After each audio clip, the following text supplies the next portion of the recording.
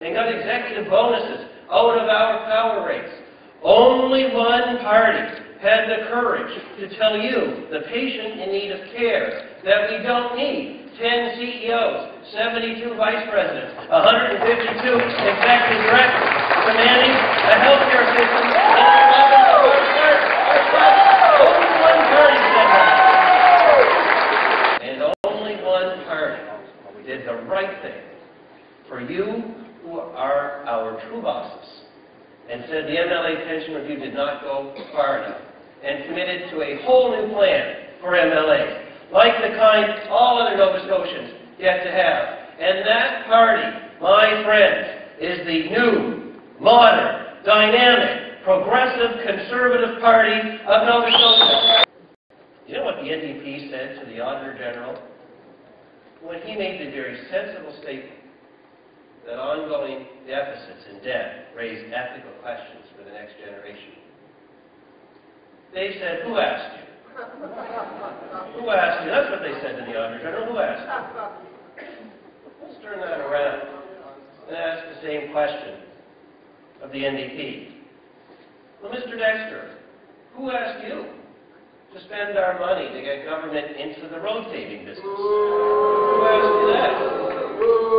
Who asked you, Mr. Dexter, to shut non-unionized employers out of the room when you're rewriting our labor laws? Who asked you to raise the HST by 2%, costing each and every Nova Scotian an extra $430 a year? Who asked you that? Who asked you, Mr. Dexter, to bring in first contract arbitration against the advice of our largest employers, like Michelin, like Scobie's, scaring off investment and jobs across the whole province? Who asked you that, Mr. Dexter? Who asked you? It wasn't us, was it you? It wasn't us. It wasn't the voters. It wasn't the taxpayers. So who? Who asked you? Sadly, I think we all know the answer to that question, don't we? We know exactly who asked them to do all of those horrible things. The fact of the matter is, Darrell Dexter said he would be for the people. But it turns out he meant he would only be for some of the people.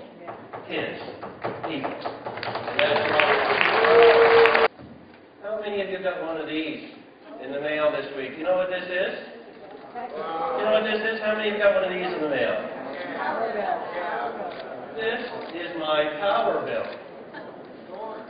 Good Lord! Did you read yours? Yeah. Good Lord! I was in shock. A whole new kind of electric shock. Were you?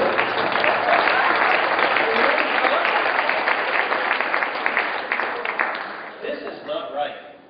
This is not right. People deserve to know what is going on with their power bills. So I'm going to tell you exactly what is going on with our power bills. We have an unholy alliance between a power company that pushes large, expensive projects on our NDP government, and we have a lazy, naive government that won't even do a simple cost-benefit analysis of its options. We have an unholy alliance between a monopoly power company that likes its profits but pushes its cost onto our backs, and a pass-the-buck premier that lets it all happen. We have an unholy alliance between an NDP government that is so anxious to show that their green targets are the biggest around, and a monopoly power company that is only too happy to go along and reap the profits. That is what's going on with our power bills. That's why we have electric shock. And that law will complement our existing bills that rewrite the guaranteed profits of Nova Scotia Power, that shine the light of day on how our power rates are set, and once and for all take the executive bonuses out of our power bills where the shareholders can pay them, not us. That's what we would do. The Michelin, the Sobeys, the Corner Store, we will do everything we can to help them succeed.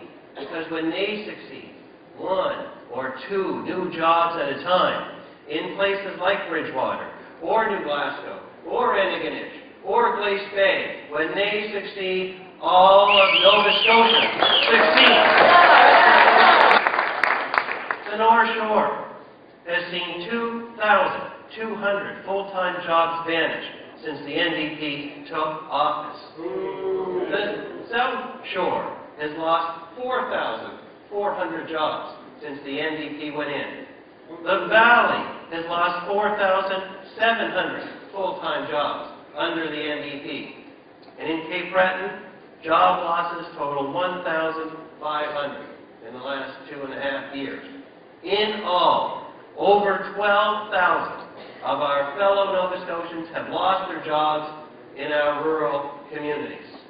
That is not right. Some say that to succeed, rural Nova Scotia needs a strong Halifax. Fair enough. But I tell you, Halifax needs a strong rural Nova Scotia.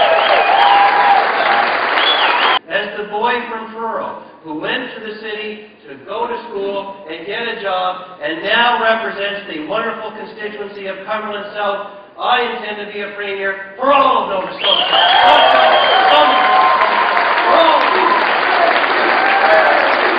We have nothing to offer but expensive duct tape.